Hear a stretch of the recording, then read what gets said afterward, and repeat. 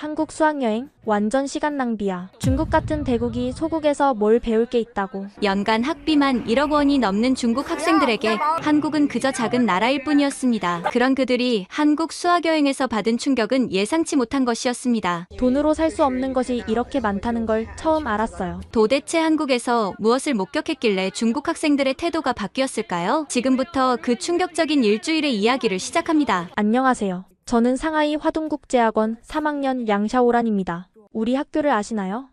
입학 조건이 가족자산 1,000억 원 이상이어야 합니다. 농담이 아니에요.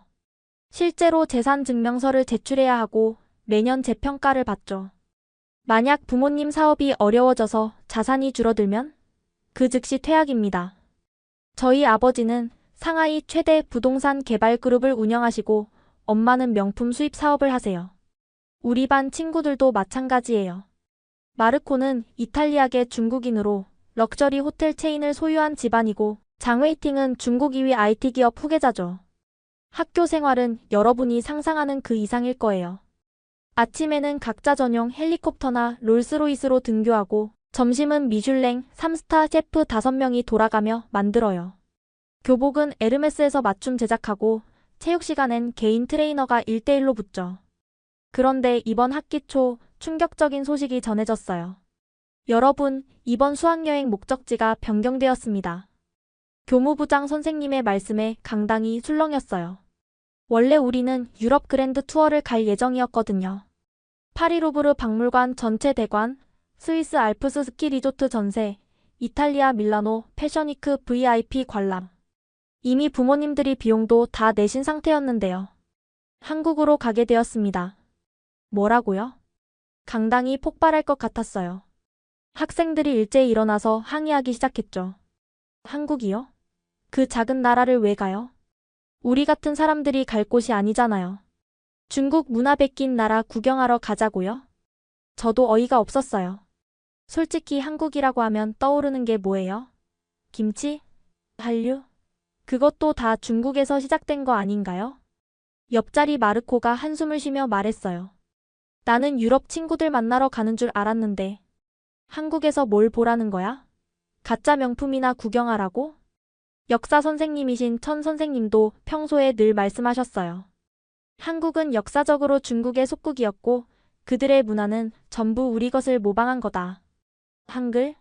한자를 베낀 거고 한복? 한풀을 변형한 거지. 심지어 김치도 원래 중국 스촨의 파오차이가 원조다. 그런 나라를 왜 가야 하는지 이해할 수 없었어요. 집에 돌아가서 부모님께 말씀드렸더니 아버지가 눈살을 찌푸리셨어요. 한국? 왜 하필 거기야? 우리가 그런 돈 내고 학교 보낸 게 한국 같은 데 보내려고였나?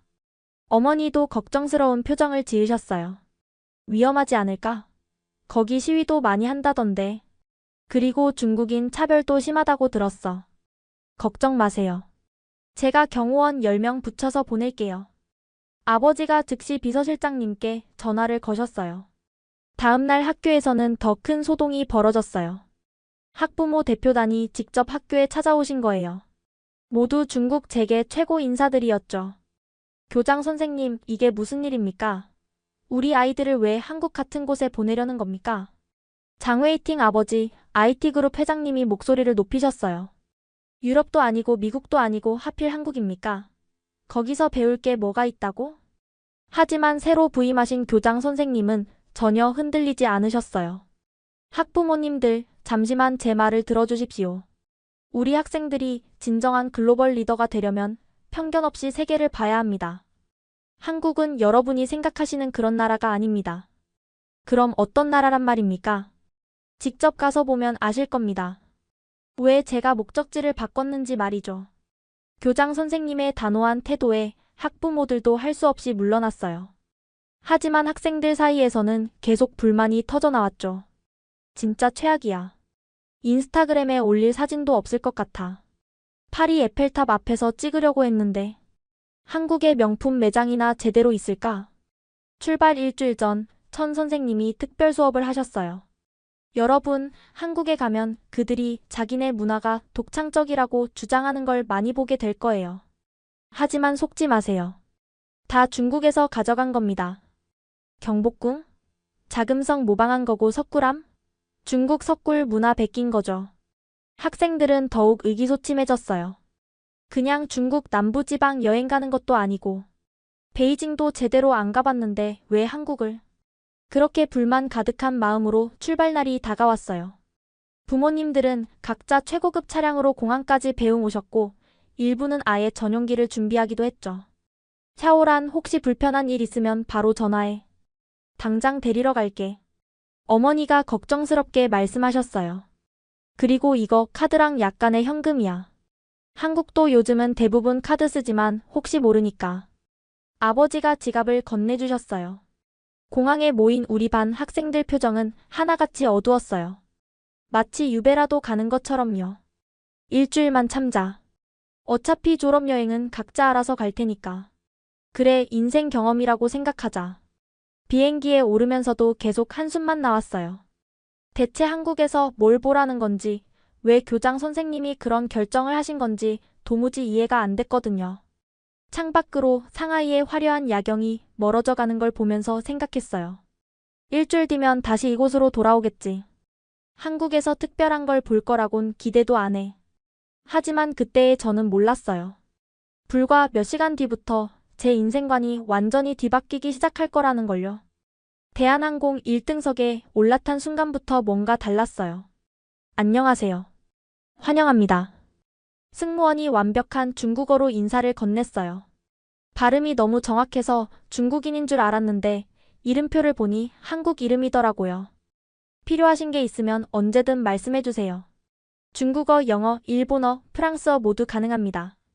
마르코가 장난스럽게 이탈리아어로 뭔가 물어봤는데 승무원이 유창하게 대답하는 거예요. 우리는 모두 놀란 표정을 감추지 못했죠. 좌석에 앉자마자 또 한 번 놀랐어요. 1등석이라고는 해도 이 정도일 줄은 몰랐거든요.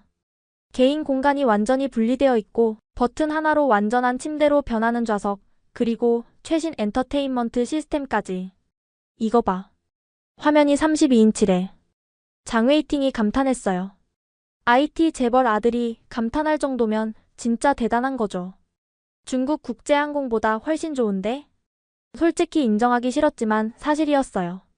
우리 부모님이 자주 이용하시는 중국 최고급 항공사보다 모든 면에서 앞서 있었거든요. 기내식 메뉴가 나왔을 때는 정말 충격받았어요. 한식, 중식, 양식은 기본이고 비건, 할랄, 코셔 메뉴까지 완벽하게 준비되어 있었어요. 학생분들이시라 특별히 준비했습니다. 승무원이 우리만을 위한 특별 메뉴를 가져왔어요. 한국 전통 음식을 현대적으로 재해석한 코스 요리였죠. 이게 뭐예요? 제가 처음 보는 음식을 가리키며 물었어요. 전복 갈비찜입니다. 한국 전통 갈비찜에 전복을 더해 만든 퓨전 요리예요. 그리고 이건 한우 불고기를 송로와 함께 요리한 거고요. 송로? 트러플을 한국 음식에 넣었다고? 첫 입을 떠 넣는 순간 정말 놀랐어요. 중국 최고급 레스토랑에서도 이런 맛은 못 봤거든요. 깊고 풍부한 맛이 입안 가득 퍼졌어요. 우와, 이거 진짜 맛있다. 평소 까다로운 마르코도 감탄을 연발했어요. 프랑스 요리도 좋아하지만 이건 정말 특별해. 동양과 서양의 완벽한 조화야. 식사를 하면서 승무원들의 서비스를 지켜봤는데 정말 완벽했어요. 필요한 걸 말하기도 전에 미리 알아차리고 준비해주는 센스, 그리고 항상 미소를 잃지 않는 모습. 실례합니다. 혹시 담요 더 필요하신가요? 기내 온도가 조금 낮은 것 같아서요. 제가 살짝 팔을 문지른 걸 보고 바로 담요를 가져다 주는 거예요. 커피는 어떤 걸로 드릴까요? 콜롬비아, 에티오피아, 자메이카 블루마운틴, 한국 전통차도 있습니다. 한국 전통차가 뭐가 있어요? 유자차, 오미자차, 대추차, 생강차 등이 있습니다. 개인적으로는 유자차를 추천드려요. 비행 중 피로 회복에 좋거든요. 유자차를 마시면서 창밖을 봤어요. 구름 위로 보이는 풍경이 평화로웠죠. 근데 이상하지 않아? 옆자리 친구가 속삭였어요. 뭐가? 한국이 이렇게 서비스가 좋을 리가 없잖아.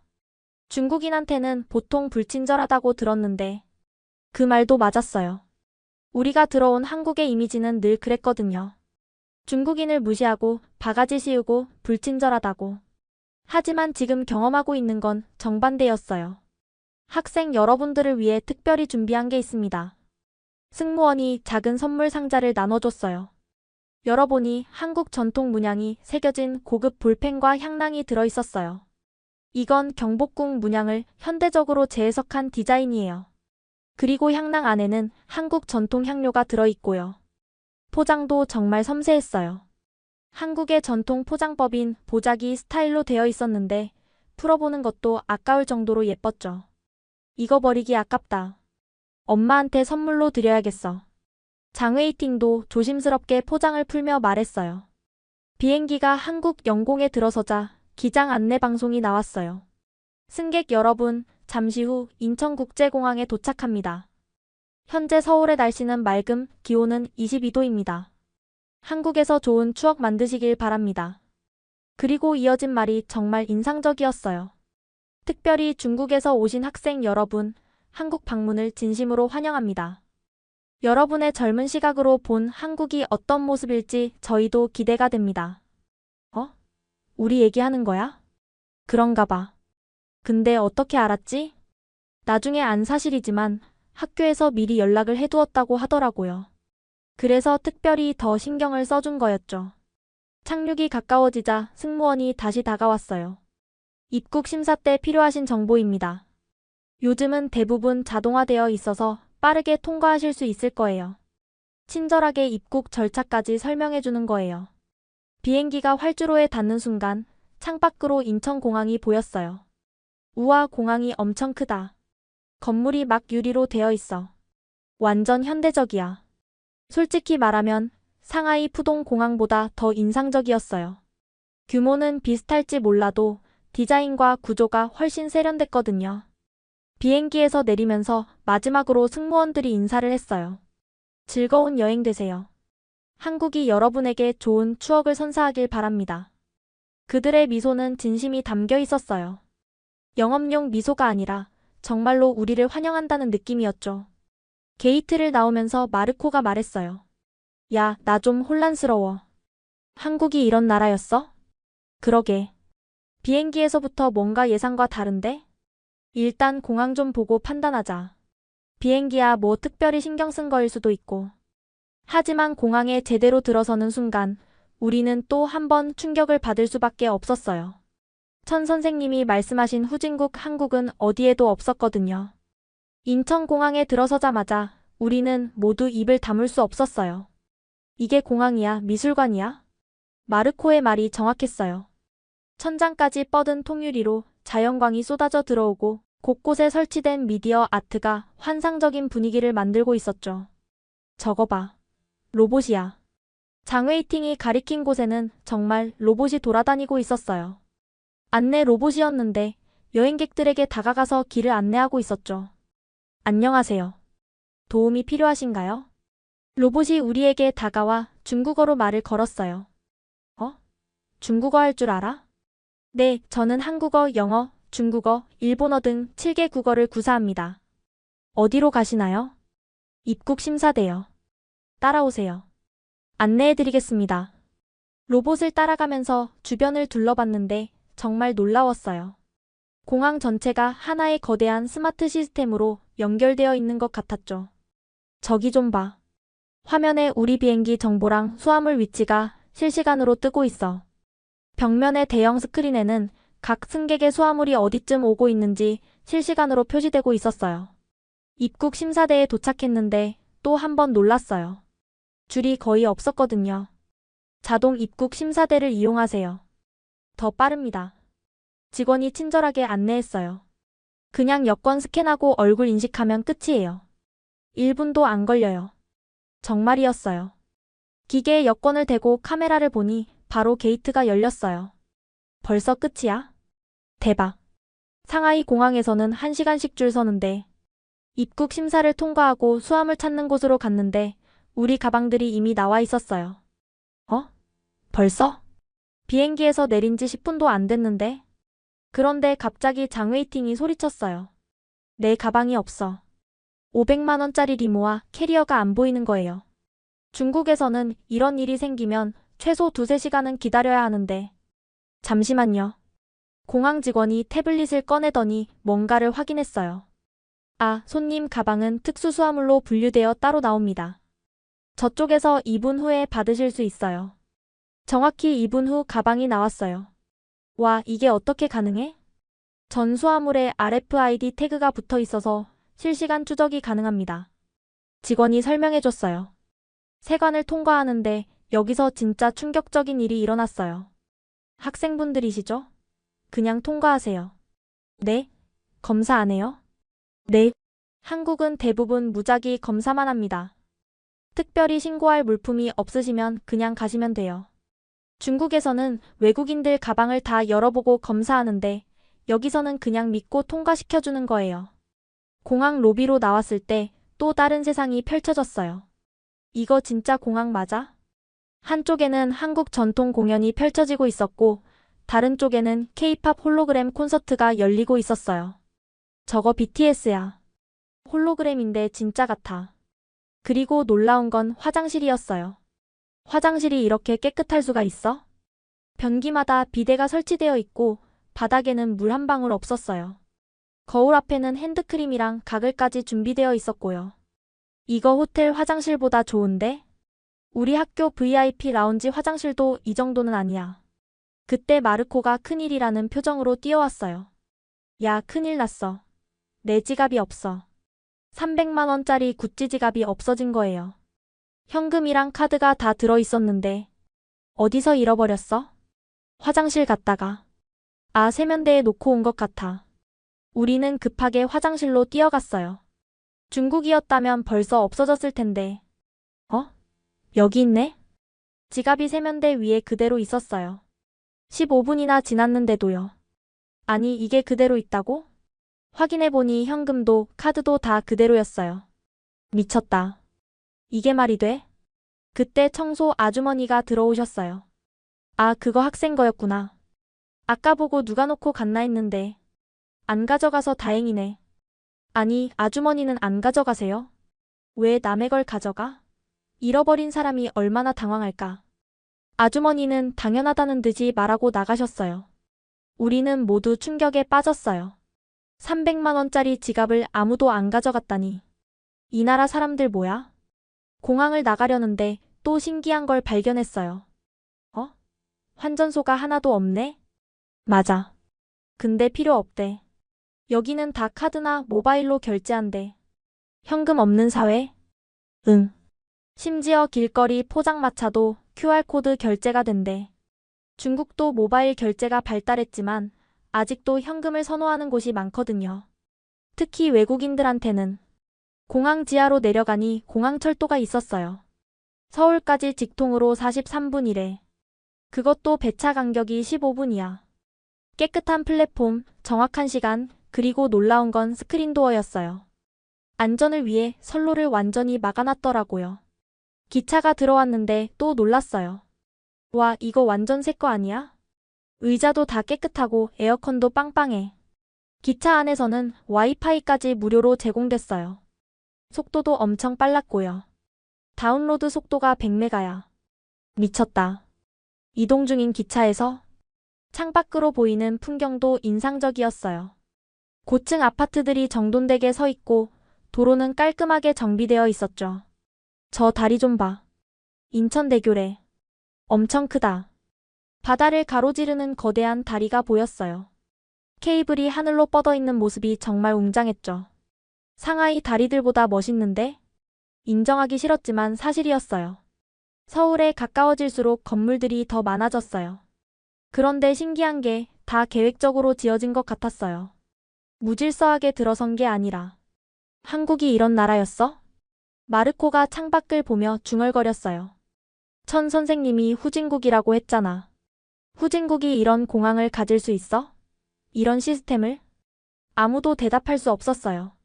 우리가 배운 것과 너무 달랐으니까요. 기차 안 전광판에 서울역 도착을 알리는 안내가 떴어요. 곧 서울역에 도착합니다. 내리실 문은 오른쪽입니다. 정확히 시간표대로 도착했어요. 1분의 오차도 없이. 서울역에 내리면서 우리는 모두 같은 생각을 하고 있었어요. 이게 정말 우리가 알던 그 한국이 맞나? 하지만 이건 시작에 불과했어요. 진짜 충격은 이제부터였죠. 서울역에서 나와 호텔로 가는 길, 우리는 명동을 지나가게 됐어요. 와, 사람 진짜 많다. 거리는 활기가 넘쳤어요. 각국에서 온 관광객들로 가득했죠.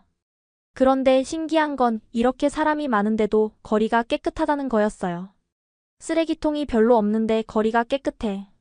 사람들이 쓰레기를 안 버리나 봐. 가이드 선생님이 설명해 주셨어요. 한국 사람들은 쓰레기를 집에 가져가서 버려요. 거리에 함부로 버리지 않죠. 우리 일행은 명동의 한 유명 카페에 들어갔어요. 내부는 초현대적인 인테리어로 꾸며져 있었죠. 어서 오세요. 직원들이 밝게 인사했어요. 그런데, 직원이 한 명밖에 없어? 3층짜리 큰 카페에 직원이 단 한 명뿐이었어요. 네, 저희는 무인 시스템이에요. 주문은 키오스크나 앱으로 하시면 됩니다. 벽면에 설치된 대형 스크린을 터치하니 메뉴가 떴어요. 한국어, 영어, 중국어, 일본어 등 여러 언어를 지원했죠. 결제는 어떻게 해요? 카드나 모바일로 하시면 돼요.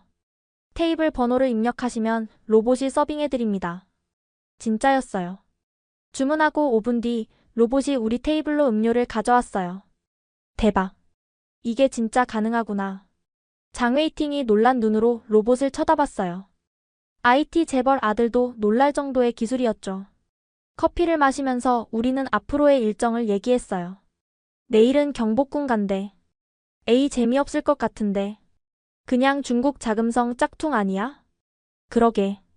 규모도 작을 거고. 30분쯤 후 우리는 카페를 나왔어요. 그런데 호텔에 도착해서 샤오란이 비명을 질렀어요. 앗, 내 지갑. 또? 아니, 이번엔 내 거야. 구찌 장지갑.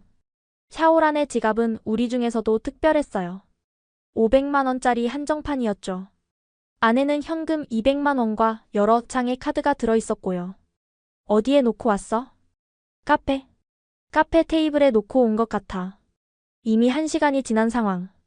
중국이었다면 찾을 가능성은 0%였어요. 일단 가보자.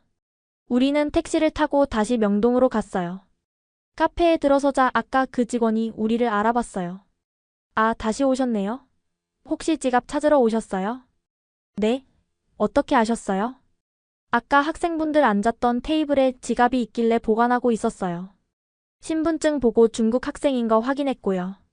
직원이 카운터 서랍에서 지갑을 꺼냈어요. 샤오란의 구찌 장지갑이 맞았어요. 진짜 제 지갑이에요. 샤오란이 급하게 확인했어요. 현금도 카드도 전부 그대로였어요. 감사합니다. 진짜 감사합니다. 별 말씀을요. 원래 이런 일 많아요. 한 달에 한두 번은 노트북도 놓고 가시는데 다 찾아가세요. 우리는 모두 믿을 수 없다는 표정을 지었어요. 노트북을 놓고 가도 그대로 있다고요? 네. 한 번은 맥북 프로를 이틀 동안 아무도 안 찾아가서 경찰에 신고하려고 했어요. 카페를 나오면서 마르코가 말했어요. 야, 이거 실험해볼까? 무슨 실험? 진짜 한국이 이렇게 안전한지. 내가 일부러 뭘 놓고 가볼게. 다음 날 우리는 인사동에 갔어요. 전통과 현대가 조화된 거리였죠. 마르코가 스타벅스에서 일부러 에어팟 프로를 테이블에 놓고 나왔어요. 30만 원짜리였죠. 30분 후에 다시 와보자. 우리는 인사동을 구경하다가 정확히 30분 후에 다시 갔어요. 있을까? 에이, 설마. 이어폰은 누구나 쓰는 거잖아. 그런데 있다. 에어팟이 그대로 있었어요. 심지어 옆 테이블 손님이 우리를 보더니 말했어요. 아, 이거 찾으러 오셨구나. 아까부터 누구 건가 했어요. 이번엔 장웨이팅이 도전했어요. 나는 더 큰 걸로 해볼게. 그는 500만 원짜리 루이비통 클러치백을 화장실에 일부러 놓고 왔어요. 이건 진짜 없어질 거야. 화장실이잖아. 1시간 후 화장실에 가보니 청소 아주머니가 클러치백을 들고 계셨어요. 이거 찾으러 오셨어요? 화장실에서 주웠는데 분실물 센터에 맡기려던 참이었어요. 우리는 정말 할 말을 잃었어요. 아주머니, 이거 비싼 건데도 안 가져가세요? 남의 물건을 왜 가져가? 주인이 얼마나 찾을까? 그날 저녁 호텔에서 우리는 진지한 대화를 나눴어요. 이거 진짜 문화 충격이야. 그러게. 중국에서는 상상도 못할 일이잖아. 샤오란이 말했어요. 우리 엄마가 베이징에서 핸드폰 5초 동안 테이블에 놨다가 도둑 맞았어. 그런데 여기는 사람들이 왜 안 가져가는 거지? 그때 가이드 선생님이 설명해 주셨어요. 한국은 신뢰 사회예요. 남의 물건에 손대지 않는 게 기본이죠. 그리고 CCTV도 많고 처벌도 강해요. 하지만 무엇보다 양심의 문제죠. 양심이라. 장웨이팅이 생각에 잠겼어요. 근데 이게 더 편한 것 같아. 계속 조심하고 의심하지 않아도 되니까. 맞아. 중국에서는 잠깐만 한눈 팔아도 뭐가 없어지는데. 그날 밤 우리는 또 다른 실험을 했어요. 홍대 클럽 거리에서 현금 10만 원을 일부러 떨어뜨려 봤죠. 5분 후 한 시민이 주워서 우리에게 다가왔어요. 학생, 이거 떨어뜨렸어요. 아, 감사합니다. 그 사람은 그냥 가버렸어요. 보상을 바라지도 않고. 마지막으로 가장 큰 실험을 했어요. 제가 노트북을 스타벅스에 두고 3시간 동안 쇼핑을 했죠. 맥북 프로 15인치 400만 원짜리였어요. 이건 진짜 없어질 거야. 노트북은 다르잖아. 3시간 후 돌아갔을 때 직원이 웃으며 맞아줬어요. 노트북 찾으러 오셨죠? 금고에 보관 중이에요. 신분증 보여주세요. 노트북은 안전하게 보관되어 있었어요. 다음부터는 조심하세요. 다 이렇게 친절한 건 아니에요. 하지만 우리가 일주일 동안 경험한 한국은 정말 모두가 그렇게 친절했어요. 호텔로 돌아오면서 샤오란이 말했어요. 나 한국에서 살고 싶어. 왜? 자유로워. 뭘 잃어버릴까 걱정 안 해도 되고, 사람들을 의심 안 해도 되고. 그 말에 모두가 고개를 끄덕였어요. 우리나라는 왜 이렇게 안 될까? 글쎄, 사람이 너무 많아서? 일본도 사람 많잖아. 근데 일본도 이렇대. 우리는 한참 동안 말이 없었어요. 부자라는 게, 돈이 많다는 게 무슨 의미인지 다시 생각하게 됐거든요. 진짜 부자는 지갑을 잃어버려도 찾을 수 있는 나라에 사는 사람 아닐까? 그날 밤 저는 일기에 이렇게 썼어요. 한국에서는 물건을 잃어버리는 게 무섭지 않다. 하지만 마음을 잃어버릴 것 같아 무섭다. 이곳에 마음을 빼앗겨서 중국으로 돌아가고 싶지 않을 것 같아서. 셋째 날 아침, 우리는 국립중앙박물관으로 향했어요. 천 선생님은 버스 안에서도 계속 말씀하셨죠. 오늘 한글 박물관도 가는데 속지 마라. 한글은 한자를 모방한 거다. 그들이 아무리 독창적이라고 주장해도 학생들은 지루한 표정으로 창밖을 봤어요. 하지만 박물관에 도착하자마자 분위기가 달라졌죠. 우와, 건물이 엄청 현대적이야. 국립한글박물관은 예상과 완전히 달랐어요. 초현대식 건물에 인터랙티브 전시가 가득했죠. 가이드가 우리를 맞이했어요. 젊은 큐레이터였는데 중국어가 완벽했어요. 안녕하세요. 오늘 여러분께 한글의 역사를 소개하게 되어 기쁩니다. 전시실에 들어서자 벽면 가득 미디어 아트가 펼쳐졌어요. 한글이 만들어지는 과정이 3D 애니메이션으로 재현되고 있었죠. 한글은 1443년 세종대왕이 만든 문자입니다. 당시 조선 백성의 90% 이상이 문맹이었어요. 한자는 너무 어려워서 일반 백성들이 배울 수 없었죠. 그래서 세종대왕은 누구나 쉽게 배울 수 있는 문자를 만들기로 결심했습니다. 그것이 바로 한글이에요. 화면에 세종대왕의 기록이 나타났어요. 나란말이 중국과 달라서 한자와 서로 통하지 않으니 가이드가 설명을 이어갔어요. 세종대왕은 백성을 가르치는 바른 소리라는 뜻의 훈민정음을 만들었습니다. 이건 단순한 문자가 아니라 혁명이었어요. 혁명이라고요? 마르코가 물었어요.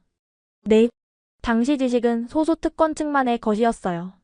하지만 한글 창제로 모든 백성이 지식에 접근할 수 있게 됐죠. 이건 민주주의의 시작이었습니다. 다음 전시실로 이동했어요. 여기서는 한글의 과학성을 보여주고 있었죠. 한글은 인류 역사상 유일하게 만든 사람과 만든 원리가 명확한 문자예요. 대형 스크린에 한글의 제작 원리가 나타났어요. 자음은 발음기관의 모양을 본떠서 만들었습니다. 기역은 혀뿌리가 목구멍을 막는 모양, 니은은 혀가 윗잇몸에 닿는 모양이에요. 진짜요? 장웨이팅이 놀라서 물었어요. 네. 그리고 모음은 천지인 하늘과 땅과 사람을 형상화했어요. 세계의 기본 요소로 모든 소리를 표현할 수 있죠. 인터랙티브 체험 코너에서 우리는 직접 한글을 만들어 봤어요. 와, 진짜 간단해. 이렇게 조합하면 모든 소리를 쓸 수 있다고? 샤오란이 자기 이름을 한글로 써봤어요. 샤오란. 지아오. 아, 진짜 되네. 가이드가 미소 지으며 말했어요. 한글은 24개 문자로 11,172개의 소리를 표현할 수 있어요. 중국어의 모든 발음도 한글로 표기 가능하죠. 그때 천 선생님이 끼어들었어요. 하지만 한자의 영향을 받은 건 사실이잖아요. 가이드가 정중하게 대답했어요. 한자를 알고 있었던 건 맞습니다. 하지만 한글은 완전히 다른 원리로 만들어진 독창적인 문자예요. 유네스코가 세계기록 유산으로 지정한 이유도 그 독창성 때문이죠. 다음 전시실에는 놀라운 자료가 있었어요. 이건 1446년에 발간된 훈민정음 해례본입니다. 한글 사용 설명서예요. 사용 설명서요? 네. 세종대왕은 백성들이 쉽게 배울 수 있도록 상세한 설명서까지 만들었어요. 문자와 함께 매뉴얼을 만든 건 세계 역사상 한글이 유일합니다. 그리고 충격적인 사실을 알려줬어요. 당시 양반들은 한글 창제를 반대했어요. 백성들이 지식을 갖게 되면 자신들의 특권이 사라질까 봐 두려웠던 거죠. 그거 우리 중국이랑 비슷한데. 누군가 작게 중얼거렸어요. 체험 코너에서 우리는 한글로 문장을 만들어 봤어요. 이렇게 쉬운데 왜 우리는 한자를 쓸까? 한자는 뜻은 알 수 있지만 소리는 따로 배워야 하잖아. 맞아. 한글은 보면 바로 읽을 수 있네. 마르코가 감탄했어요. 이건 진짜 민주적인 문자야. 누구나 배울 수 있게 만들었다니. 박물관을 나오면서 천 선생님은 아무 말씀도 하지 않으셨어요. 반박할 게 없으셨던 거죠. 오후에는 한복 체험을 했어요. 경복궁 근처 한복 대여점에 갔는데 또 놀랐어요. 와, 한복 종류가 이렇게 많아? 전통 한복부터 퓨전 한복까지 수백 벌이 걸려 있었어요. 한복과 한푸는 완전히 달라요. 직원이 설명해줬어요. 한푸는 상하가 연결된 원피스 형태가 많지만 한복은 저고리와 치마가 분리되어 있어요. 활동성을 중시한 거죠. 한복을 입어보니 정말 편했어요. 생각보다 활동하기 편해. 치마가 넓어서 움직이기 좋네. 직원이 또 설명했어요. 한복은 평면 재단인데도 입으면 입체적인 실루엣이 나와요. 이건 서양 복식에서도 찾기 힘든 독특한 구조예요. 특히 저고리의 곡선미가 인상적이었어요. 이 곡선을 보세요. 한국인들은 이걸 베레선이라고 불러요. 자연의 곡선을 옷에 담은 거죠. 색상도 특별했어요. 한복의 색은 음양오행에 따라 조화를 이뤄요. 빨강과 파랑, 노랑과 보라처럼 보색 대비를 쓰면서도 은은하게 어울리죠. 우리는 한복을 입고 경복궁으로 갔어요. 한복 입으면 입장료 무료예요. 진짜? 네. 전통문화 장려 정책이에요. 경복궁에 들어서니 또 다른 세상이었어요. 이게 자금성 모방이라고? 전혀 달랐어요. 자금성은 거대하고 위압적이지만 경복궁은 자연과 조화를 이뤘어요. 보세요. 건물들이 산을 가리지 않아요. 산을 배경으로 자연스럽게 배치되어 있죠. 가이드가 설명했어요. 한국 건축은 자연을 정복하지 않고 조화를 추구해요. 그래서 규모는 작아도 아름다운 거죠. 근정전 앞에서 가이드가 물었어요. 자금성과 뭐가 다른지 아세요? 작아요? 규모만 보셨네요. 자세히 보세요. 기둥 간격, 지붕 곡선, 단청 문양. 모두 한국만의 특징이에요. 정말이었어요. 가까이서 보니 디테일이 완전히 달랐어요. 특히 단청을 보세요. 중국은 금색을 많이 쓰지만 한국은 오방색을 균형 있게 사용해요. 그때 옆에서 한국 학생들이 지나갔어요. 그들도 한복을 입고 있었는데 우리를 보고 미소 지으며 말했어요. 한복 잘 어울리세요. 중국에서 오셨어요? 한국 구경 잘하세요. 그들의 친절함에 또 놀랐어요. 중국 관광지에서는 외국인을 보면 바가지 씌울 생각부터 하는데 경복궁을 둘러보면서 샤오란이 말했어요. 한복 입으니까 뭔가 기분이 달라져. 어떻게? 우아해진 것 같아. 천천히 걷게 되고 행동도 조심스러워지고. 맞아. 옷이 사람을 만든다더니 해질 무렵 우리는 경회로 연못가에 섰어요. 석양이 비친 경회로의 모습이 정말 아름다웠죠. 와, 이건 인정할 수밖에 없다. 장웨이팅이 감탄했어요. 자금성하고는 완전히 다른 아름다움이야. 마르코도 동의했어요. 자금성은 압도하려고 만든 거지만 여기는 사람을 편안하게 해줘. 한복을 반납하면서 직원이 물었어요. 어떠셨어요? 정말 좋았어요. 한복이 이렇게 편하고 아름다운 줄 몰랐어요. 한복은 단순한 옷이 아니에요. 한국인의 정신이 담겨 있죠. 겸손하면서도 품이 있고 실용적이면서도 아름답고. 돌아오는 버스 안에서 천 선생님은 계속 침묵하셨어요. 학생들은 수근거렸죠. 선생님, 한글이 진짜 독창적인 것 같은데요. 한복도 한푸랑 완전히 달라요. 경복궁도 자금성이랑은 다른 멋이 있고요.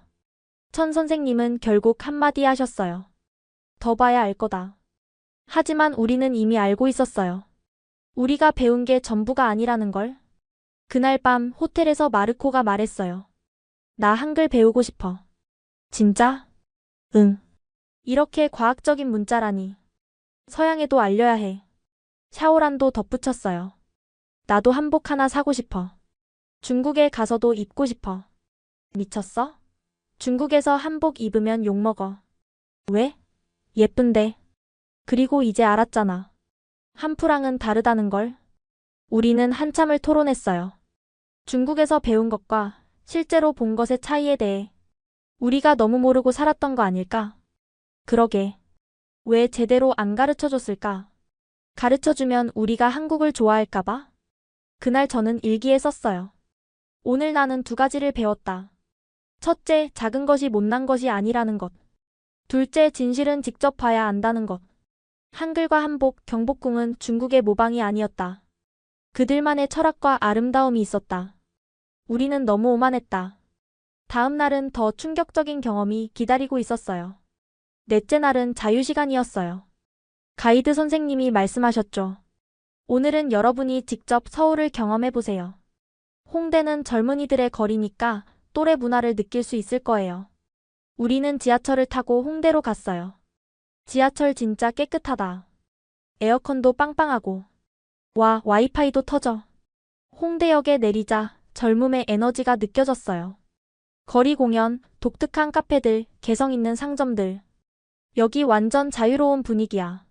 그때 특이한 카페를 발견했어요.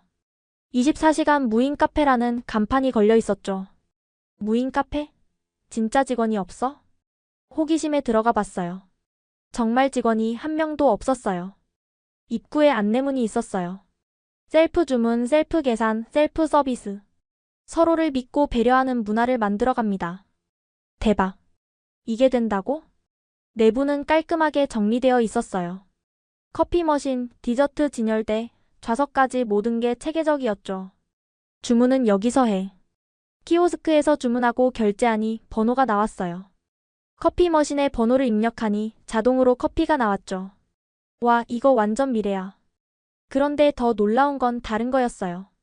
테이블마다 노트북, 아이패드, 심지어 지갑까지 놓여 있었어요. 주인들이 잠깐 화장실 간 사이인 것 같았죠. 미쳤다. 이게 그냥 있네? CCTV가 있긴 하지만. 그래도 이건 좀. 30분쯤 있다가 노트북 주인이 돌아왔어요. 아무렇지 않게 다시 작업을 시작하더라고요. 실례합니다. 제가 물어봤어요. 노트북 두고 가는 게 무섭지 않으세요? 그 사람이 웃으며 대답했어요. 여기선 다 그래요. 서로 믿으니까. 가끔 하루 이틀씩 두고 가는 사람도 있어요. 하루 이틀이요? 네. 정기적으로 오는 분들은 집 놓고 다니세요. 어차피 아무도 안 가져가니까. 우리는 정말 충격받았어요. 커피를 마시면서 주변을 둘러봤어요. 사람들이 서로 모르는 사이인데도 자연스럽게 물건을 봐주고 있었어요. 저기 가방 좀 봐주세요. 네, 그러세요. 처음 보는 사람한테 가방을 맡기고 화장실을 가는 거예요. 중국이었으면 가방 없어졌지. 우리도 실험해봤어요. 장웨이팅이 노트북을 테이블에 두고 밖에 나가서 전화를 했죠. 15분 동안. 돌아왔을 때 노트북은 그대로였고 옆 테이블 사람이 말했어요. 아까 누가 만지려고 해서 주인 나갔다고 했어요.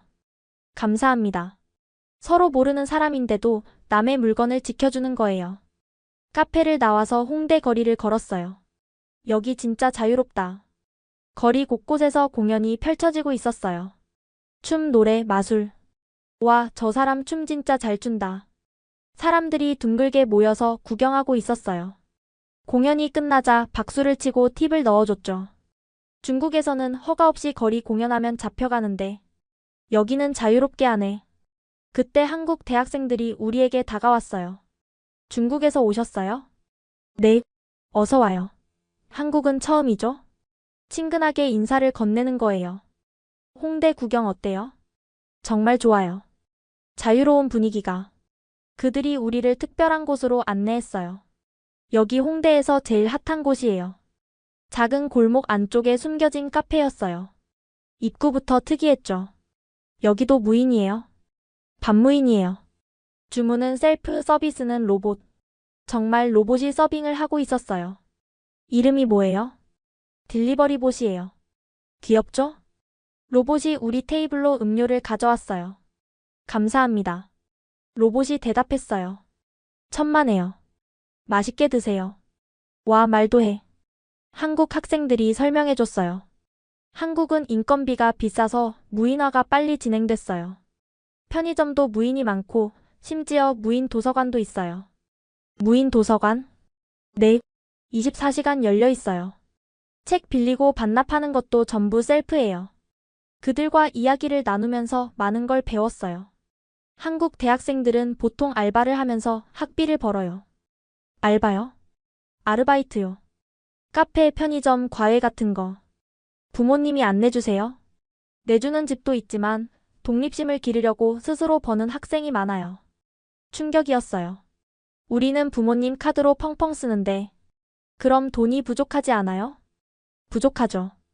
하지만 자기가 번 돈이라 더 소중해요. 그리고 뭘 살 때 더 신중하게 되고. 샤오란이 물었어요. 부잣집 애들도 그래요? 부잣집이든 아니든 비슷해요. 오히려 부잣집 애들이 더 열심히 일하는 경우도 있어요. 경험 쌓으려고. 저녁이 되자 한국 학생들이 맛집을 추천해줬어요.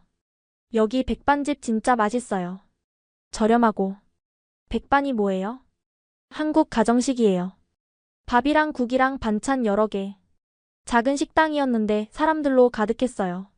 와, 반찬이 이렇게 많이 나와요? 기본이에요. 그리고 리필도 돼요. 8,000원에 이렇게 푸짐한 식사가 나오다니. 중국 같으면 이 정도면 5만 원은 할 텐데. 한국은 서민 물가는 싸요. 대신 명품이나 수입품은 비싸고. 맛도 정말 좋았어요. 집밥 같은 따뜻한 맛이었죠. 식사 후 우리는 다시 거리로 나왔어요. 밤 10시가 넘었는데도 거리는 활기가 넘쳤어요. 한국은 밤 문화가 발달했어요. 안전하니까. 진짜 안전해요? 네. 여자 혼자 다녀도 괜찮아요. CCTV도 많고 경찰도 자주 순찰하고. 실제로 여자들이 혼자 다니는 모습이 많이 보였어요. 중국에서는 밤 10시 넘으면 부모님이 데리러 오시는데 여기선 새벽까지도 괜찮아요. 물론 조심은 해야 하지만. 그때 마르코가 제안했어요. 우리도 늦게까지 다녀볼까? 괜찮을까? 한번 해보자. 언제 또 이런 자유를 느껴보겠어. 우리는 새벽 1시까지 홍대를 돌아다녔어요. 놀라운 건 그 시간에도 거리가 깨끗하다는 거였어요. 새벽인데도 쓰레기가 없네? 맞아. 사람들이 쓰레기통 찾아서 버려. 중국이었으면 아침에 청소부들이. 여기는 시민의식이 다른가 봐. 새벽 2시 우리는 택시를 타고 호텔로 돌아왔어요. 오늘 정말 신기한 경험했다. 그러게. 무인 카페에서 노트북 두고 가도 안 없어지고. 거리에서 여자들이 혼자 다니고. 새벽까지 안전하고. 호텔에 도착해서 장웨이팅이 말했어요. 나 오늘 깨달은 게 있어. 뭔데? 진짜 선진국은 건물이 높은 나라가 아니라 서로 믿을 수 있는 나라인 것 같아. 모두가 고개를 끄덕였어요. 샤오란이 덧붙였어요. 우리는 돈은 많지만 늘 불안해. 뭘 잃어버릴까봐, 사기당할까봐. 맞아. 경호원이 있어도 불안하고. 근데 여기 사람들은 그런 거 없어도 자유롭게 살아. 그날 밤 저는 오래 생각했어요. 우리가 진짜 부자일까? 돈은 많지만 자유롭지 못하고 무언가를 늘 지켜야 하고 사람을 믿을 수 없다면 한국 사람들은 우리보다 가난할지 모르지만 더 풍요롭게 사는 것 같았어요. 믿음이라는 재산을 가지고 있으니까. 다섯째 날은 특별한 일정이 있었어요. 한국 가정을 방문하는 홈스테이 프로그램이었죠. 저희가 준비한 특별 프로그램입니다. 한국의 일반 가정에서 하루를 보내는 거예요. 솔직히 걱정됐어요. 일반 가정이면 얼마나 작고 불편할까? 우리는 각자 다른 가정으로 배정됐어요. 저와 샤오라는 같은 집으로 가게 됐죠. 택시를 타고 도착한 곳은 서울 근교의 아파트 단지였어요. 32평 아파트래. 32평? 그게 얼마나 작은 거야? 중국식으로 계산하니 약 106제곱미터. 우리 집 거실만 한 크기였어요. 초인종을 누르자 중년 부부가 나와서 맞아줬어요. 어서 와요. 기다리고 있었어요. 따뜻한 미소로 우리를 반겼어요. 집에 들어가자 먼저 놀란 건 현관이었어요. 신발을 여기서 벗어주세요. 아, 네. 한국은 실내에서 신발을 벗는 문화였죠. 거실에 들어서니 작지만 아늑했어요. 우와, 되게 깔끔해요. 작아도 정리만 잘하면 충분해요. 아주머니가 웃으며 말씀하셨어요. 집을 둘러보니 정말 효율적으로 공간을 사용하고 있었어요. 붙박이장, 수납 가구들이 공간을 최대한 활용하고 있었죠. 이게 안방이고 여기가 아이들 방이에요. 아이들이 있으세요?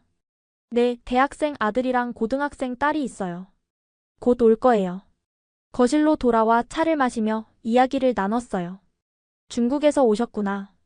부모님은 뭐 하세요? 아버지는 부동산 개발을, 어머니는 명품 수입을. 말하다가 갑자기 부끄러워졌어요. 아, 그렇구나. 좋은 일 하시네요. 아주머니는 전혀 부러워하지 않으셨어요. 아주머니는 뭐 하세요? 저는 초등학교 선생님이에요. 남편은 회사원이고요. 평범한 중산층 가정이었어요. 잠시 후 아이들이 들어왔어요. 안녕하세요. 중국에서 오셨다고요? 밝게 인사하는 모습이 인상적이었어요. 저녁 준비를 하는데 온 가족이 함께 했어요. 아빠는 고기 굽고 나는 샐러드, 오빠는 테이블 정리. 역할을 나눠서 일하는 모습이 신기했어요. 중국에서는 보통 가정부가 아, 여기는 가족이 다 같이 해요. 그게 더 재밌어요. 식사 시간이 됐어요. 소박하지만 정성스러운 한식들이 차려졌죠. 많이 드세요. 집밥이라 별거 없지만. 하지만 정말 맛있었어요. 무엇보다 놀라운 건 가족 간의 대화였어요. 오늘 학교에서 뭐 했어? 토론 수업했는데요. 제가 반대 의견 냈더니 선생님이 칭찬하셨어요. 잘했네. 자기 생각을 말하는 게 중요하지. 부모와 자녀가 수평적으로 대화하는 거예요. 아들이 아버지에게 반대 의견을 내도 전혀 화내지 않으셨어요. 아빠, 그건 좀 다르게 생각해요. 요즘은 그래? 네 생각을 들어보자. 중국에서는 상상도 못할 일이었어요. 부모님 말씀에 반대하면 큰일 나는데. 식사 후에는 다 같이 설거지를 했어요. 손님인데 편하게 계세요. 아니에요. 같이 하고 싶어요. 처음으로 직접 설거지를 해봤어요. 의외로 재밌었죠. 중국에서는 안 해봤어요? 네. 집에 가정부가 있어서. 가정부가 있어도 기본적인 건 할 줄 알아야죠. 독립하면 어떻게 해요?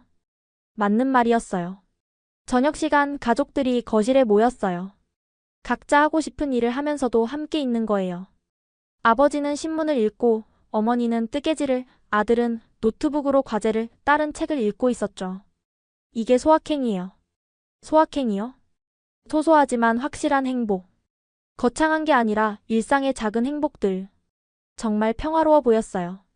밤 10시쯤 층간소음 이야기가 나왔어요. 한국은 아파트가 많아서 층간소음에 민감해요. 그래서 10시 이후에는 조용히 해요. 뛰거나 큰 소리 내지 않고. 모두가 그래요? 네. 서로 배려하는 거죠. 위층도 우리를 배려하고 우리도 아래층을 배려하고. 중국 아파트에서는 새벽까지 쿵쿵거려도 아무도 뭐라 안 하는데. 자기 전 딸이 우리 방에 왔어요. 언니들, 이거 선물이에요. 작은 한국 전통 매듭 열쇠고리였어요. 제가 만든 거예요. 학교 동아리에서 배웠어요. 직접 만들었어요. 고마워요. 별거 아니에요. 한국 가면 추억이 될 거예요. 다음 날 아침, 이른 시간인데도 온 가족이 함께 아침을 먹었어요. 항상 같이 먹어요? 네. 아침은 꼭 같이 먹으려고 해요. 하루 시작이니까. 아침을 먹으면서 하루 계획을 나누는 모습이 정겹게 느껴졌어요. 집을 나서기 전 분리수거하는 모습을 봤어요.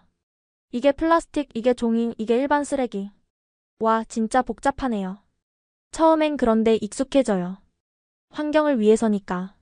작별 인사를 할 때 아주머니가 말씀하셨어요. 우리 집이 크거나 화려하지는 않죠? 하지만 우리는 행복해요. 가족이 함께 있고 서로 사랑하니까. 그 말이 가슴에 와닿았어요. 호텔로 돌아오는 택시 안에서 샤오랑과 이야기했어요. 우리 집이 100배는 크지만 저 집이 더 행복해 보였어. 맞아. 뭔가 따뜻했어. 가족이 대화하고 함께 일하고 서로 배려하고. 우리 집은 각자 방에만 있는데 그날 저녁 다른 친구들도 비슷한 경험을 했다고 했어요. 우리 간 집도 작았지만 정말 화목했어. 아버지가 요리하시더라. 중국에서는 상상도 못하는데 온 가족이 같이 청소하고. 장웨이팅이 말했어요. 나 오늘 깨달았어. 행복은 집 크기가 아니라 가족 사이의 거리인 것 같아. 마르코도 덧붙였어요. 작은 공간이지만 서로 배려하면서 사는 게 인상적이었어. 우리는 큰 집에 살면서도 서로 배려 안 하잖아. 그날 밤 저는 엄마에게 위챗을 보냈어요. 엄마, 오늘 한국 가정에 가봤어요. 우리보다 훨씬 작은 집이었지만 훨씬 행복해 보였어요. 우리도 가족이 함께 밥 먹고 대화하면 좋겠어요. 엄마의 답장은 짧았어요. 엄마도 그러고 싶어. 중국 오면 함께 시간 보내자. 눈물이 날 뻔했어요. 돈이 많다고 행복한 게 아니구나. 진짜 부자는 가족과 함께 소소한 일상을 나누는 사람들인 것 같아. 6째 날, 우리는 한국의 첨단 기술을 체험하러 갔어요. 첫 번째 목적지는 로봇 박물관이었죠. 한국이 로봇 기술이 그렇게 발달했어? 글쎄, 중국이 더 앞서 있지 않을까? 장웨이팅은 자신만만했어요. IT 재벌 아들답게 기술에는 자부심이 있었거든요. 하지만 박물관에 들어서자마자 생각이 바뀌었어요. 어서 오세요. 저는 안내 로봇 키봇입니다. 입구에서 로봇이 우리를 맞았어요. 단순한 안내 로봇이 아니었어요. 자연스럽게 대화하고 감정 표현까지 했죠. 오늘 기분이 어떠세요? 좋아요. 그럼 더 즐거운 관람이 되실 거예요. 제가 특별 코스로 안내해 드릴게요. 로봇이 우리의 반응에 따라 다르게 대응하는 거예요. 전시장에 들어서니 더 놀라웠어요. 이게 다 실제로 사용되는 로봇들이에요. 의료 로봇, 재활 로봇, 교육 로봇, 서비스 로봇. 종류가 정말 다양했어요. 저 로봇은 뭐예요? 치매 예방 로봇이에요. 노인분들과 대화하면서 인지 기능을 체크하고 훈련시켜줘요. 실제 시연을 봤는데 정말 대단했어요. 로봇이 할머니와 자연스럽게 대화하면서 퀴즈도 내고 운동도 시켜드리고. 한국은 고령화가 빨라서 이런 로봇 개발에 집중하고 있어요. 가이드가 설명했어요. 단순히 기술을 위한 기술이 아니라 사회 문제를 해결하기 위한 기술이죠. 장웨이팅이 물었어요. 중국도 로봇 많이 만드는데 뭐가 다른가요? 한국 로봇은 사람과의 교감을 중시해요. 기술적으로 뛰어난 것도 중요하지만 사람이 편하게 느끼는 게 더 중요하죠. 체험 코너에서 우리는 직접 로봇을 조작해봤어요. 와, 반응 속도가 진짜 빨라. 움직임도 자연스럽고. 특히 인상적인 건 교육용 로봇이었어요. 이 로봇은 아이들의 감정을 읽고 그에 맞춰 교육 방식을 바꿔요. 감정을 읽는다고요? 네. 표정, 목소리, 행동을 분석해서 아이가 지루해하는지 어려워하는지 파악해요. 실제로 시연을 보니 정말 놀라웠어요. 아이가 이해 못하는 표정을 지으니 로봇이 더 쉽게 설명을 다시 하는 거예요. 다음은 스마트시티 체험관이었어요. 한국의 송도가 세계적인 스마트시티예요. 그 축소 모형을 체험해 보실 거예요.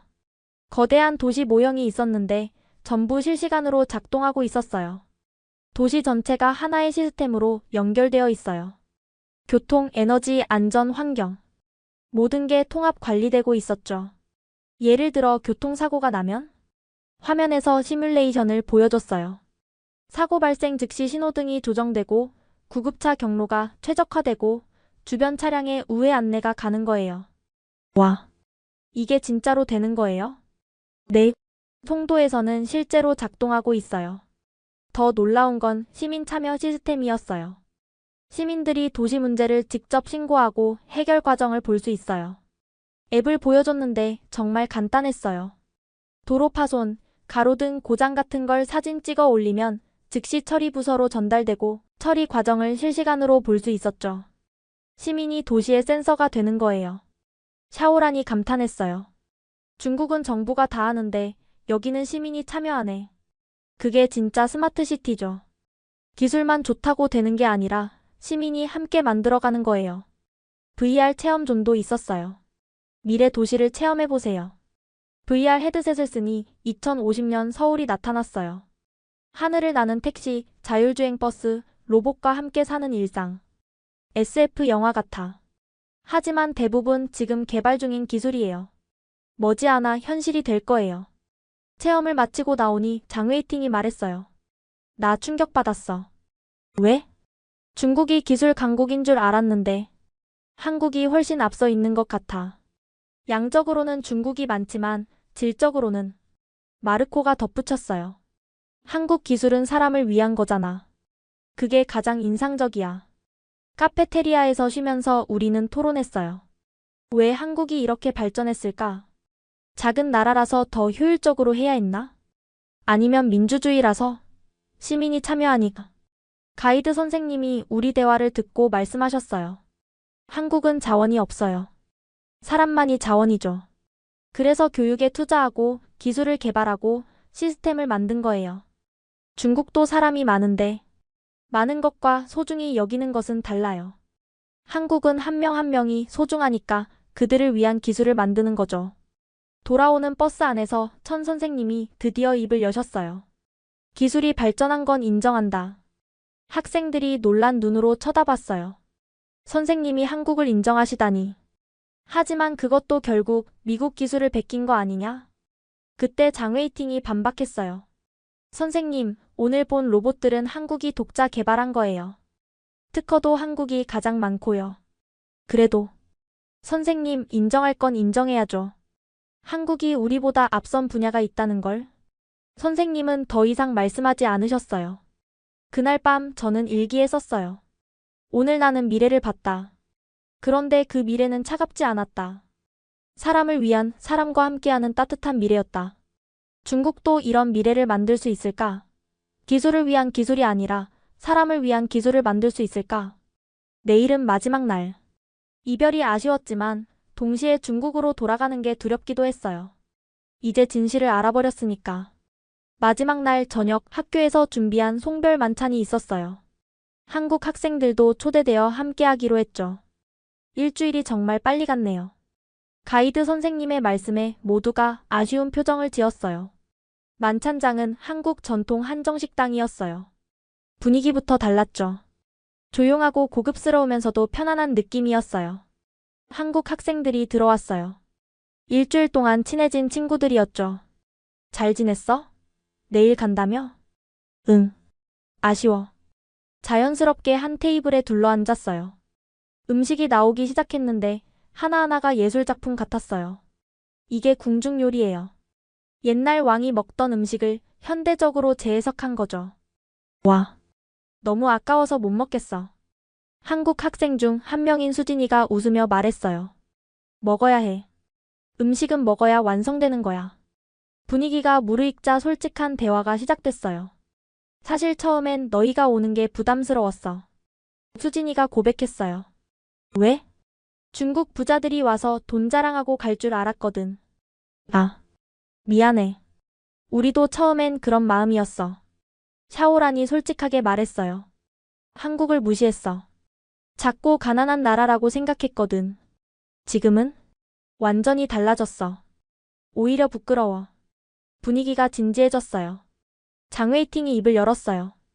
나는 기술로는 중국이 최고인 줄 알았어. 그런데 와보니 한국 기술이 더 좋았어? 좋고 나쁘고를 떠나서 방향이 달랐어. 한국은 사람을 위한 기술을 만들더라. 수진이가 고개를 끄덕였어요. 한국도 빨리 성장하려다 보니 많은 걸 놓쳤어. 환경도 파괴하고 전통도 잃고. 그래도 지금은 균형을 찾은 것 같아. 노력하고 있지. 완벽하진 않아도. 마르코가 물었어요. 한국 사람들은 중국을 어떻게 생각해? 잠시 침묵이 흘렀어요. 다른 한국 학생인 지훈이가 대답했어요. 솔직히 말할게. 무서워. 무서워? 중국이 너무 커서. 경제적으로도 정치적으로도. 한국은 작은 나라니까. 하지만 동시에 부러워하기도 해. 큰 시장, 많은 인구, 긴 역사. 샤오란이 놀라서 물었어요. 진짜? 우리는 한국이 부러운데. 뭐가 부러워? 자유, 민주주의, 신뢰사회, 깨끗한 환경. 서로가 서로를 부러워한다는 사실에 모두 웃었어요. 결국 없는 거 부러워하는 거네. 그런가 봐. 식사가 끝나갈 무렵 저는 용기를 내서 말했어요. 일주일 동안 정말 많이 배웠어. 한국에 대해서도 우리 자신에 대해서도. 어떤 걸 배웠어? 돈이 전부가 아니라는 것. 진짜 풍요는 다른 데 있다는 것. 모두가 고개를 끄덕였어요. 수진이가 말했어요. 우리도 많이 배웠어. 중국의 역동성, 도전 정신 같은 거. 그리고 너희가 생각보다 열려 있다는 것도. 편견을 바꿀 줄 아는 용기가 있다는 것도. 그때 천 선생님이 입을 여셨어요.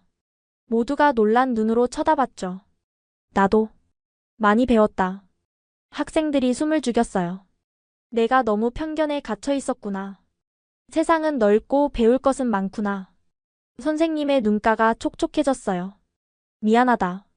너희에게 잘못된 걸 가르쳤구나. 선생님.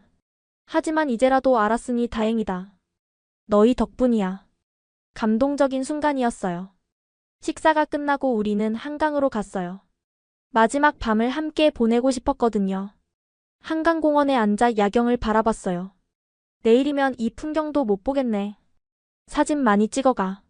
사진으로는 부족해. 이 느낌을 어떻게 담아? 수진이가 제안했어요. 약속 하나 하자. 무슨 약속? 우리가 각자 나라로 돌아가서도 오늘을 기억하자. 그리고 편견 없이 서로를 이해하려고 노력하자. 좋아. 우리는 한강을 배경으로 단체 사진을 찍었어요. 하나, 둘, 셋. 김치. 이젠 김치가 뭔지 알아. 밤이 깊어갈수록 이별이 아쉬웠어요. 다음에 중국에 놀러와. 꼭 갈게. 진짜 중국을 보고 싶어. 우리도 다시 한국에 올게. 이번엔 제대로 여행하러. 지훈이가 작은 선물을 꺼냈어요. 이거 줄게. 한국 전통 매듭이야. 고마워. 나도 줄 게 있어. 샤오란이 가방에서 뭔가를 꺼냈어요. 중국 전통 부채야. 더울 때 쓰고 우리 생각도 하고. 선물을 교환하며 우정을 확인했어요. 새벽 1시가 되어서야 우리는 헤어졌어요. 내일 공항에서 봐. 응, 꼭 와. 호텔로 돌아오는 길 모두가 말이 없었어요. 각자 일주일의 기억을 되새기고 있었죠. 방에 들어와서 짐을 싸면서 생각했어요. 일주일 전에 나와 지금의 나는 완전히 다른 사람이야. 가방에 한국에서 산 것들을 넣었어요. 한복, 한글 교재, 전통차, 친구들이 준 선물. 하나하나가 소중한 추억이었어요. 마지막으로 일기를 썼어요. 내일이면 중국으로 돌아간다. 하지만 나는 이미 예전의 나로 돌아갈 수 없다. 한국에서 본 것, 느낀 것, 배운 것들이 나를 바꿔놨으니까. 이제 나는 안다. 세상은 넓고 배울 것은 많다는 걸. 돈과 권력이 전부가 아니라는 걸. 진짜 풍요는 신뢰와 자유, 그리고 서로에 대한 배려에서 온다는 걸. 중국으로 돌아가면 많은 사람들이 물을 거다. 한국이 어땠냐고. 나는 자신 있게 말할 거다. 한국은 우리가 배워야 할 나라라고. 작지만 강한 나라, 가난하지만 풍요로운 나라라고. 그리고 나는 다시 올 거다. 이번엔 학생이 아니라 친구로서. 창밖으로 서울의 야경이 보였어요. 내일이면 보지 못할 풍경. 하지만 내 마음속에 영원히 남을 풍경. 인천공항. 일주일 전과는 완전히 다른 마음으로 서 있었어요. 벌써 가야 하다니. 한국 친구들이 배웅 나와줬어요. 잘 가. 연락하자. 응, 꼭. 포옹하고 손 흔들며 작별 인사를 했어요. 출국장으로 들어가면서도 계속 뒤를 돌아봤죠. 비행기 안. 이번엔 한국을 떠나는 게 아쉬워서 창밖만 바라봤어요. 다시 오고 싶다. 샤오란이 중얼거렸어요. 나도. 아니, 여기서 살고 싶어. 부모님이 허락할까? 모르겠어. 하지만 대학은 한국으로 오고 싶어. 3시간의 비행이 너무 짧게 느껴졌어요. 상하이 푸동공항에 도착했어요. 비행기에서 내리자마자 느껴지는 차이. 공기가. 맞아. 뭔가 탁해. 일주일 동안 맑은 공기에 익숙해져서인지 차이가 확 느껴졌어요. 입국장은 혼잡했어요. 줄은 길고 직원들은 불친절하고. 한국이랑 너무 다르다. 인천공항은 5분이면 통과했는데 수화물 찾는 곳도 마찬가지였어요. 30분을 기다려도 가방이 안 나왔죠. 아직도 안 나와? 중국은 원래 이래. 예전엔 당연하게 생각했던 것들이 이제는 불편하게 느껴졌어요. 공항을 나와 집으로 가는 길. 아버지가 보낸 운전사 아저씨가 기다리고 있었어요. 아가씨 일주일 만이네요. 네, 안녕하세요. 차에 타자마자 느낀 건 교통체증이었어요. 왜 이렇게 막혀요? 평소랑 같은데요? 상하이는 원래 이래요. 그랬구나. 한국에서는 도로가 이렇게 막히지 않았는데 경적 소리가 왜 이렇게 시끄럽죠? 운전사 아저씨가 웃었어요. 아가씨가 조용한 데 있다 와서 그래요. 창밖을 보니 운전 매너도 엉망이었어요. 끼어들기 신호 위반 보행자 무시. 한국에서는 보행자가 우선이었는데 집에 도착했어요. 1000평이 넘는 대저택. 일주일 전엔 자랑스러웠던 집이 이제는 너무 커 보였어요. 어서 와, 샤오란. 엄마가 반갑게 맞아주셨어요. 여행 어땠어? 힘들었지? 아니요. 정말 좋았어요. 좋았다고? 한국이? 엄마의 놀란 표정. 저녁 식사 시간. 가족이 모였지만 각자 핸드폰만 보고 있었어요. 한국에서는 가족이 대화하면서 밥 먹었는데 뭐라고? 아무도 제 말을 듣지 않았어요. 아빠, 한국 정말 발전했어요. 우리가 배울 점이 많아요. 아빠가 고개를 들었어요. 배울 점? 그 작은 나라에서? 작지만 시스템이 잘 되어 있어요. 특히 신뢰 사회라는 게. 신뢰? 그게 돈이 되나? 아빠는 관심 없다는 듯 다시 핸드폰을 봤어요. 식사 후 제 방으로 올라왔어요.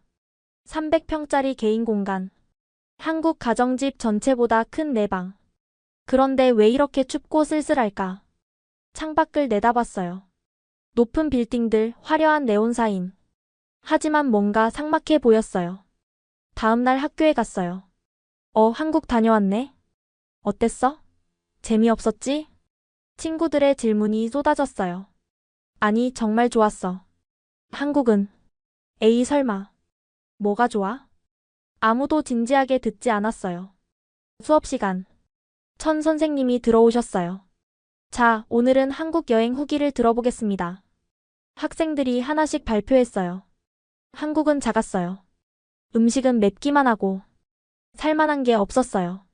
다들 부정적인 얘기만 했어요. 제 차례가 됐어요. 저는 한국에서 많은 걸 배웠습니다. 교실이 조용해졌어요. 물건을 잃어버려도 찾을 수 있는 나라.